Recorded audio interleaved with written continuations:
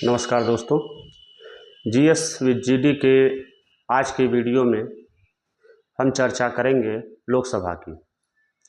इससे पहले हमने अपने प्रोग्राम में अपने वीडियो में चर्चा की थी राज्यसभा की। आज हम उस चर्चा को आगे बढ़ाते हुए लोकसभा की चर्चा करेंगे। जैसा कि आप जानते हैं कि लोकसभा के जो मेंबर होते हैं उन्हें सांसद कहा जाता है। तो लोकसभा का गठन आज से तकरीबन 73 साल पहले लोकसभा का गठन 17 अप्रैल 1952 को हुआ था और तब इसका नाम था house of people's. House of people's की पहली बैठक 10 मई 1952 को हुई थी और 10 मई 1952 को जब पहली बैठक हुई उसके ठीक 4 दिन बाद यानी कि 14 मई 1952 को हाउस ऑफ पीपुल्स का नाम बदल करके कर दिया गया लोकसभा। और लोकसभा के गठन से संबंधित जो प्रावधान हैं वो संविधान के अनुच्छेद 81 में दिए गए हैं और साथ ही साथ 331 में भी, यानी कि संविधान के अनुच्छेद 81 और 331 में लोकसभा के गठन से संबंधित प्रावधान हैं। और जब संविधान बनाया गया था तब लोकसभा के सदस्यों की संख्या जो अधिकतम बताई गई थी कि अधिकतम कितने मेंबर होंगे, उन मेंबरों की संख्या थी 500। मतलब उस समय 1952 में मेंबरों की संख्या, मेंबर ऑफ पार्लियामेंट की संख्या 500 रखी गई थी। और 31वें संविधान संशोधन जब किया गया 1974 में, तब इसमें सदस्यों की संख्या बढ़ा करके कर दी गई 547 सदस्य हो गए। जो सदस्य पहले 500 हुआ करते थे तो 547 निर्धारित की गई। लेकिन जो वर्तमान समय में सदस्यों की संख्या है, इस समय सदस्यों की अधिकतम संख्या 552 है और वह 552 जो बटा हुआ है वो कुछ ऐसे बटा हुआ है कि 530, 20 और 2 के रूप में। लेकिन व्यवहारतः जो है वो ऐसे है कि 530 सदस्य जो है 530 13 और 2 में बटा हुआ है। ये बात हम आपको बता रहे हैं जम्मू कश्मीर जो विभाजन हुआ है जम्मू कश्मीर का, उससे पहले का विभाजन आपको बता रहे हैं। तो 42वें संविधान संशोधन द्वारा 1976 में यह व्यवस्था की गई कि जब तक सन 2001 की जनगणना नहीं हो जाती है तब तक के जो जनसंख्या, जो लोकसभा के सदस्यों के आंकड़े हैं वह यथावत रहेंगे और लोकसभा के सदस्यों की संख्या 545 ही रहेगी।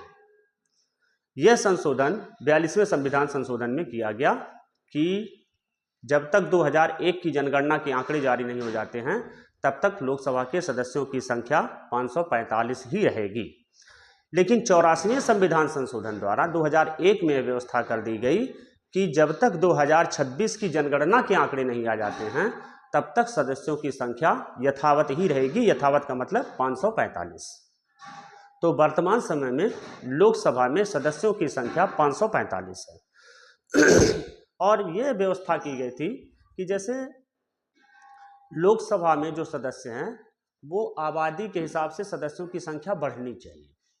तो यह निर्धारित किया गया कि संसद द्वारा प्रत्येक 10 वर्ष में एक परिसीमन आयोग का गठन किया जाएगा और वह परिसीमन आयोग ये तय करेगा कि लोकसभा के में कितने मेंबर ऑफ पार्लियामेंट होंगे, मतलब लोकसभा के सदस्य कितने होंगे, कितने लोकसभा सीटों की संख्या रहेगी। लेकिन हुआ ये कि अब तक केवल 4 परिसीमन आयोग का गठन किया गया, जबकि होना ये चाहिए था कि अब तक 7 परिसीमन आयोग बनने चाहिए थे। तो बने केवल 4 परिसीमन आयोग। पहला परिसीमन आयोग बना 1952 में और उसके बाद दूसरा परिसीमन आयोग ठीक 10 वर्ष बाद 1962 में बना। तीसरा परिसीमन आयोग बना 1973 में और चौथा परिसीमन आयोग बनाया गया 2008 में। मतलब 2008 के हिसाब से अभी परिसीमन आयोग जो काम कर रहा है वो 2008 के हिसाब से ही अभी काम करेगा। और लोकसभा में आरक्षण की व्यवस्था है। अनुच्छेद 330 इस बात की व्यवस्था करता है कि लोकसभा में SC/ST समुदाय के लिए रिजर्वेशन की व्यवस्था की जाएगी और साथ ही साथ 2 आंग्ल भारतीय सदस्यों का भी रिजर्वेशन होगा। और वर्तमान समय में आंग्ल भारतीय सदस्यों की संख्या समाप्त कर दी गई है, मतलब अब कोई आंग्ल भारतीय मेंबर उसमें शामिल नहीं है। यह जो आरक्षण की व्यवस्था है ये शुरू में 10 वर्ष के लिए आयोजित की गई थी, 10 वर्ष के लिए इसकी व्यवस्था की गई थी। लेकिन इसका जो है फिर से पुनर्मूल्यांकन होना था 1960 में, लेकिन ये 1960 से लेकर के आज तक 10-10 वर्ष करके लिए बढ़ती चली गई। और वर्तमान समय में जो लोकसभा में निर्वाचन की व्यवस्था है वह कुछ इस प्रकार से है कि सामान्य निर्वाचक क्षेत्र लोकसभा में 423 हैं। 423 जो लोकसभा के सदस्य हैं वो सामान्य लोग निर्वाचित होंगे। अनुसूचित जाति के लोगों की संख्या 79 है, अनुसूचित जनजाति के लोगों की संख्या 41 है और आंग्ल भारतीय सदस्यों की संख्या 2, यानी कि कुल मिलाकर के 545 मेंबर होते हैं। लेकिन चूंकि वर्तमान समय में आंग्ल भारतीय सदस्यों का समाप्त कर दिया गया, व्यवस्था समाप्त कर दी गई है, तो लोकसभा में वर्तमान समय में सदस्यों की संख्या 543 है। अब लोकसभा के सदस्यों का निर्वाचन कैसे होगा इसकी भी व्यवस्था संविधान में की गई है। तो लोकसभा के सदस्यों का निर्वाचन वयस्क सदस्यों द्वारा प्रत्यक्ष रूप से मतदान करके कराया जाता है। ऐसे लोग जो वयस्क हो गए हैं वह लोग लोकसभा के चुनाव में मतदान कर सकते हैं। अब वयस्कता की आयु कितनी है यह प्रश्न उठता है। तो जिस समय संविधान बना था उस समय वयस्कता की आयु थी 21 वर्ष, लेकिन 61वें संविधान संशोधन द्वारा 1979 में 21 वर्ष की आयु को घटा करके 18 वर्ष कर दिया गया और अब वयस्कता की आयु जो लोकसभा चुनाव में मतदान करने के लिए है वह संख्या है, वह उम्र है 18 वर्ष। यानी कि ऐसा व्यक्ति जो 18 वर्ष का हो गया हो और उसका नाम निर्वाचक नामावली में हो वह व्यक्ति लोकसभा के लिए मतदान कर सकता है, जो कि पहले 21 वर्ष था। लोकसभा की अवधि कितनी होती है? तो सामान्य परिस्थितियों में लोकसभा की अवधि 5 वर्ष होती है, मतलब 5 वर्ष के लिए लोकसभा निर्वाचित की जाती है। लोकसभा के सदस्यों का निर्वाचन 5 वर्ष के लिए किया जाता है, परंतु अगर प्रधानमंत्री चाहे, अगर प्रधानमंत्री को लोकसभा में बहुमत प्राप्त हो तो वह 5 वर्ष से पूर्व भी इसे विघटित कर सकता है। और इस प्रकार जो लोकसभा विघटित होगी उसका चुनाव 6 मास के अंदर हो जाना चाहिए। मतलब अगर किसी कारण से लोकसभा का विघटन होता है तो उस विघटन के बाद जो लोकसभा का गठन किया जाएगा वह 6 मास के अंदर हो जाना चाहिए। अब तक ऐसा 5 वर्ष के भीतर लोकसभा को विघटित करने का कार्य कई बार किया गया है। जैसे 1970 में किया गया था जब इंदिरा गांधी ने सलाह दी कि लोकसभा को विघटित कर दिया जाए।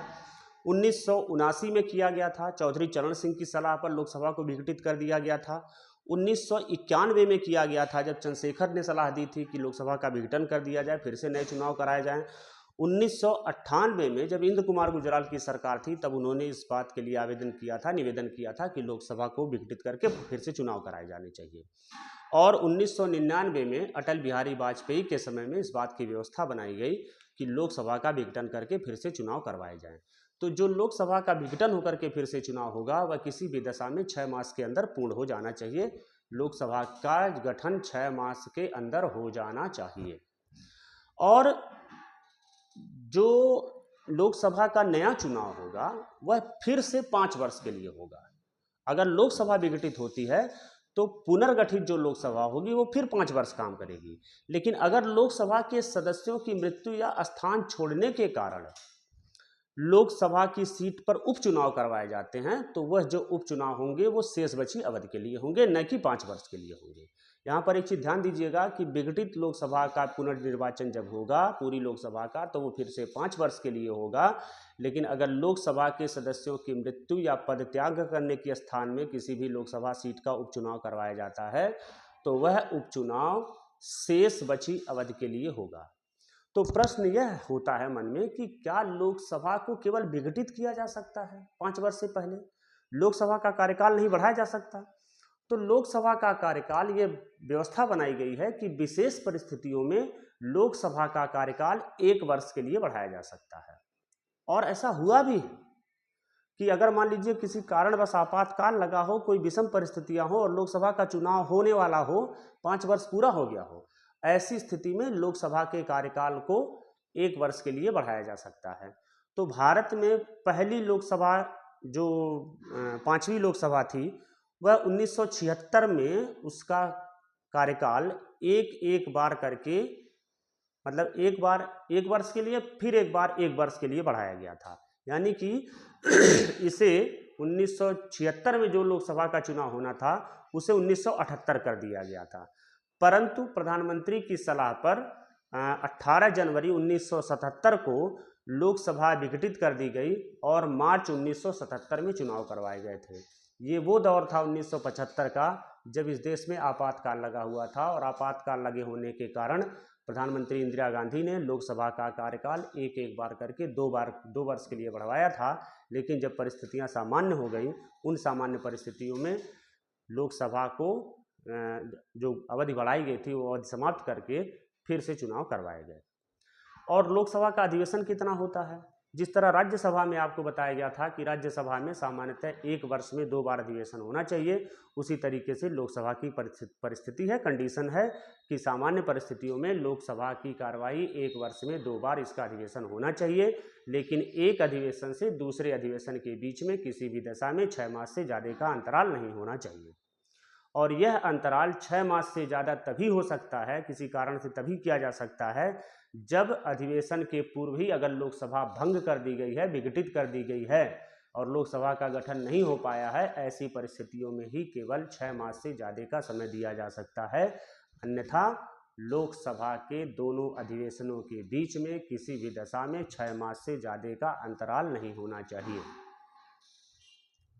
बात समझ में आ गई? जिस तरह राज्यसभा में आपको बताया गया था, अनुच्छेद 85 में सेम इसी तरह की व्यवस्था है कि लोकसभा और राज्यसभा की संयुक्त बैठक राष्ट्रपति के आह्वान पर आहूत की जा सकती है। यानी कि अनुच्छेद 85 इस बात की व्यवस्था करता है कि लोकसभा और राज्यसभा दोनों के अधिवेशन एक साथ कराए जा सकते हैं।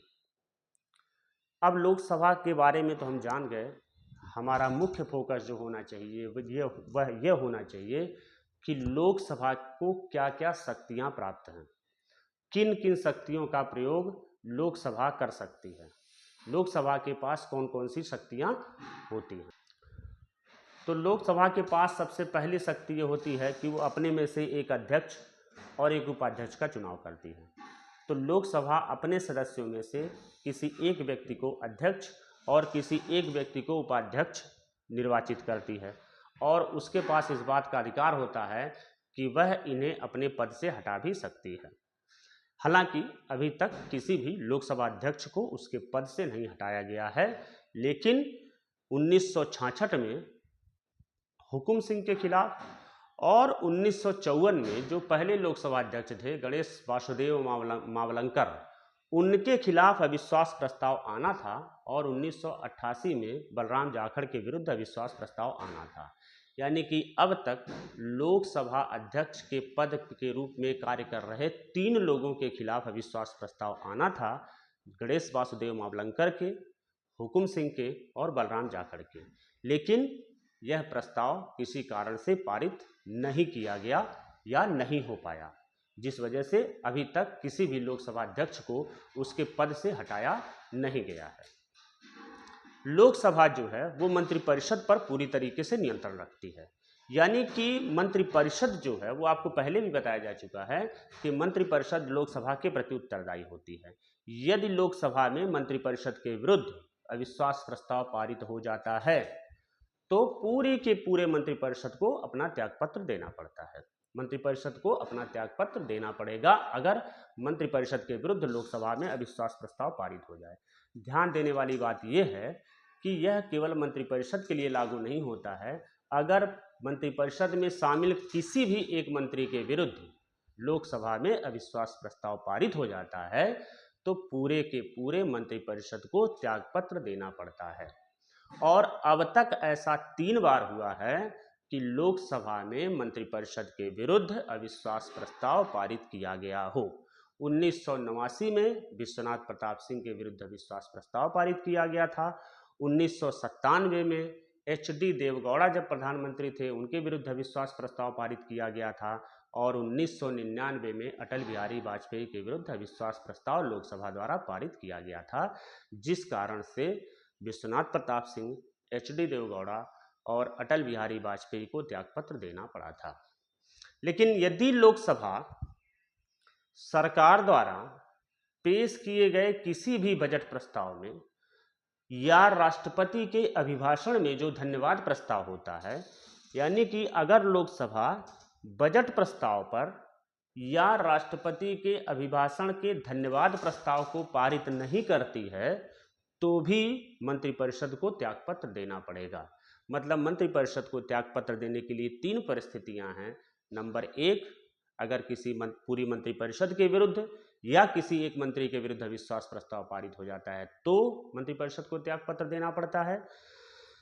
दूसरा, अगर बजट में किसी भी प्रकार का प्रस्ताव अस्वीकार हो जाता है बजट प्रस्ताव, तो मंत्रिपरिषद को त्यागपत्र देना पड़ता है। और तीसरी परिस्थिति बनती है कि अगर राष्ट्रपति के धन्यवाद प्रस्ताव पर धन्यवाद प्रस्ताव लोकसभा में पारित नहीं होता है तो मंत्रिपरिषद को त्यागपत्र देना पड़ता है। लोकसभा जो है वो संपूर्ण वित्त पर नियंत्रण रखती है। लोकसभा सदन में स्थानों को रिक्त घोषित करती है और लोकसभा 352 के अधीन जो राष्ट्रीय आपातकाल लगाया जाता है उसकी नामंजूरी भी लोकसभा से ली जाती है। अगर 352 के पक्ष में 352 लागू करके आपातकाल लागू किया गया है, अगर उसे समाप्त करना है तो लोकसभा इस आपातकाल को नामंजूरी दे सकती है।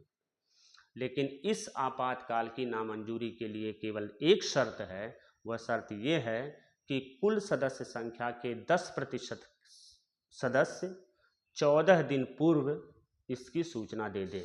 यानी कि अगर लोकसभा में 545 मेंबर हैं तो कम से कम 55 मेंबर इस बात की सूचना दे कि आपातकाल समाप्त किया जा रहा है, तो उन्हें इसकी सूचना 14 दिन पूर्व देनी पड़ेगी।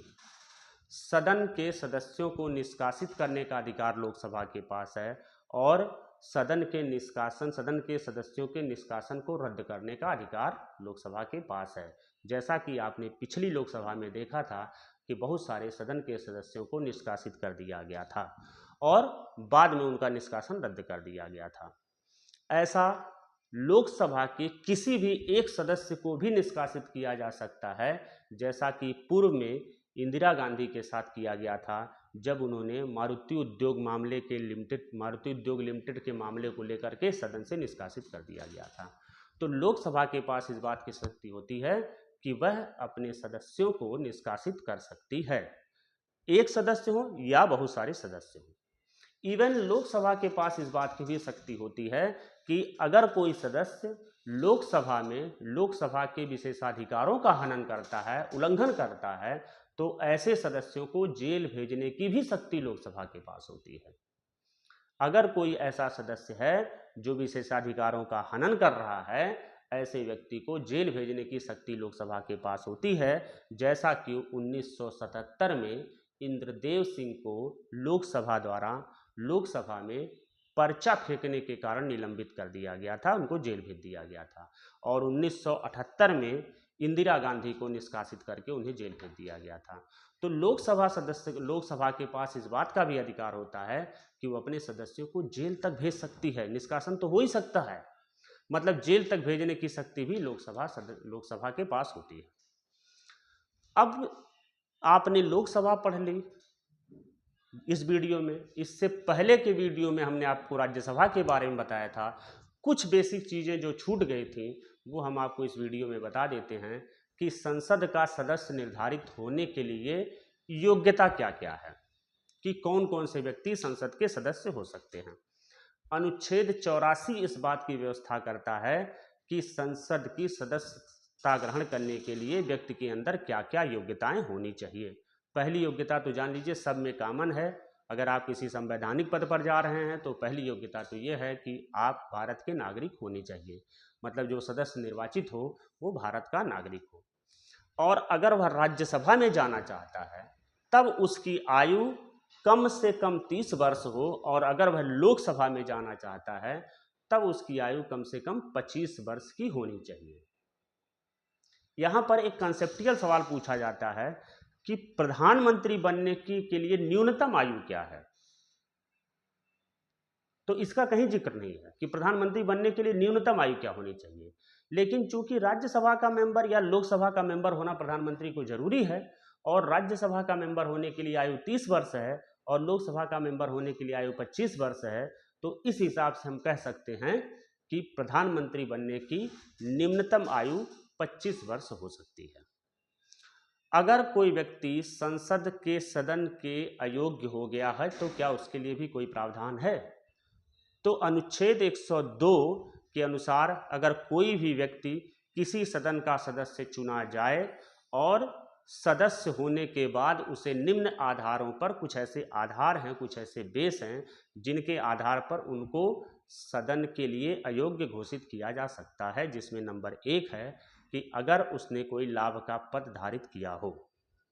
संसद सदस्य होने के साथ अगर वह कोई लाभ का पद धारित करता है तो उसकी संसद सदस्यता समाप्त हो सकती है, या सक्षम न्यायालय द्वारा उसे विकृत चित्त घोषित कर दिया गया हो, अथवा भारत का नागरिक न रह गया हो, वह व्यक्ति भारत की नागरिकता त्याग चुका हो, ऐसा व्यक्ति संसद के सदस्यता के अयोग्य होगा, या वह दल बदल कानून के अधीन किसी प्रावधान का उल्लंघन करता हो। दल बदल कानून के अधीन अगर आप किसी प्रावधान का उल्लंघन करते हैं तो लोकसभा अध्यक्ष के पास इस बात का अधिकार होता है कि वह आपको सदन की सदस्यता के अयोग्य घोषित कर दे। और अगर आप संसद द्वारा बनाई गई किसी विधि के अधीन अयोग्य साबित होते हैं तो आपके संसद की सदस्यता समाप्त हो सकती है। तो इस वीडियो में हमने आपको लोकसभा के बारे में बताया। हम आशा करते हैं आपको ये हमारा वीडियो ज़रूर पसंद आया होगा, और अगर पसंद आया हो तो ज़्यादा से ज़्यादा लोगों को इसे शेयर करिए। साथ ही साथ आप इस वीडियो को अगर पूरा देखेंगे तो आप हमारी मुफ्त में मदद कर पाएंगे। आपको अगर किसी भी विषय पर जानना हो तो कमेंट बॉक्स में कमेंट करें, हम उस विषय के बारे में आपको पूरी जानकारी विस्तार से देंगे। शेष अगले वीडियो तक के लिए आपको नमस्कार।